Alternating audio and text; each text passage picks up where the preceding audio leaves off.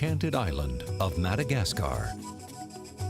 Widely considered to be one of the most beautiful, exotic, and magical places in the entire world. An African country made up of one large island and a few small islands, Madagascar lies in the Indian Ocean, about 240 miles or 400 kilometers southeast of the African mainland. It is the fourth largest island in the world, behind Greenland, New Guinea, and Borneo. Oddly enough, in the beginning, Madagascar was not an island at all, but rather part of an ancient supercontinent called Gondwanaland. Then, about 160 million years ago, Madagascar started to split from Africa and drift off into the Indian Ocean. And from that time on, it began to evolve in isolation from the rest of the world.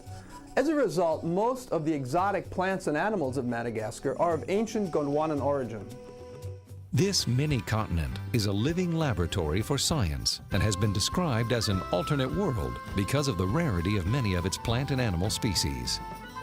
It has incredible levels of endemism, that is, plants and animals unique to Madagascar. It has 5% of the world's plant species, and 90% of these are found nowhere else in the world.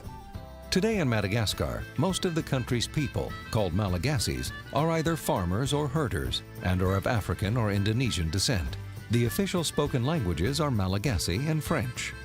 Madagascar is a place that I had read much about over many, many years. Even as a kid, I remember seeing, documentaries and great coffee table books with beautiful, beautiful landscapes, incredible creatures. It's a wonderful country, wonderful people.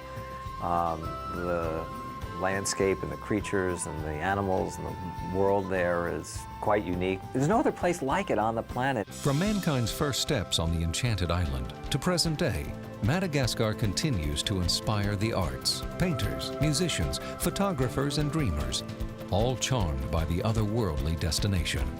It was only natural that DreamWorks Animation would be drawn to recreate the exotic land for the setting of their animated film, Madagascar. Welcome to Madagascar. Each one of our movies is meant to take our audience to someplace they've never been before. This place kind of grows on you. Madagascar, we know we're going to go to this amazing, world that nobody's ever, really imagined or seen before, at least not the way we've done it. Madagascar started with pretty much a sentence. What would happen if you took 4 New York City Zoo animals and took them out of this civilized place where they've spent their entire lives and plopped them into the middle of the savage jungle? Nature! It's all over me! Get it off! And how did the filmmakers come up with Madagascar's amazing look?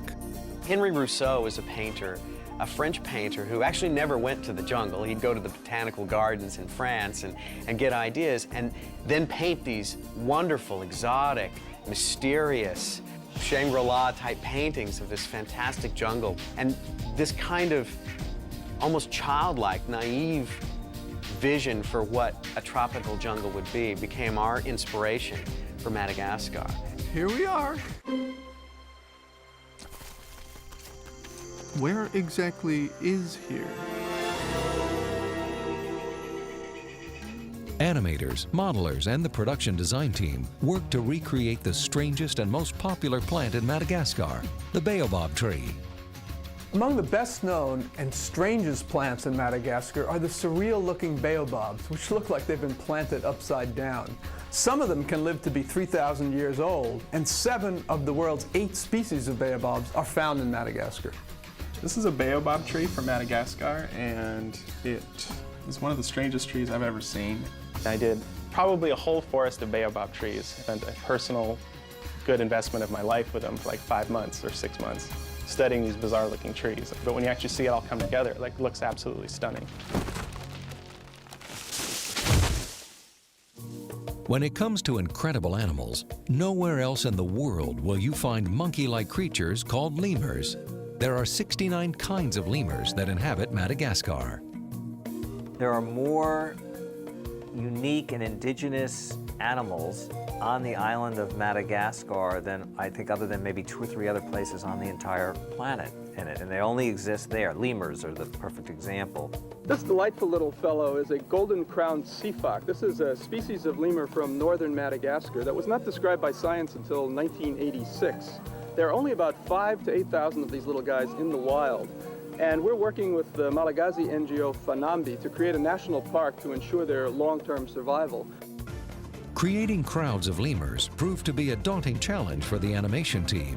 There are 12 unique lemur designs, and one sequence features the biggest crowd of furry animals in a CG film so far, 1,100 lemurs.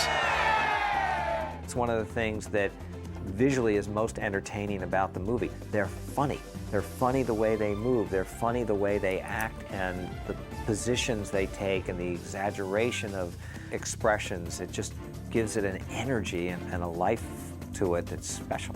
Look at him. He's so cute and plushy. We do an enormous amount of research on the animals of Madagascar, the plants. What's so great about developing the look of the movie is that we have an idea. We find out what the reality is. We went and saw lemurs and studied books of the plant life in Madagascar and the different geographies. And then what we do is say, okay, now how do we take it and make it even more fantastical? Wow, would you look at that? Madagascar is just so beautiful. The colors and the way they've created those environments and the nightscapes and the, that's what's fun about these movies is you can just go to this whole other world. I was involved with a movie called Lion King. The impact that movie had on Africa in terms of tourism is beyond anything you can imagine. When you talk to people in the tourism industry, they tell you just the incredible surge that came when people saw this amazing world shown in the beauty of that film. Sorry.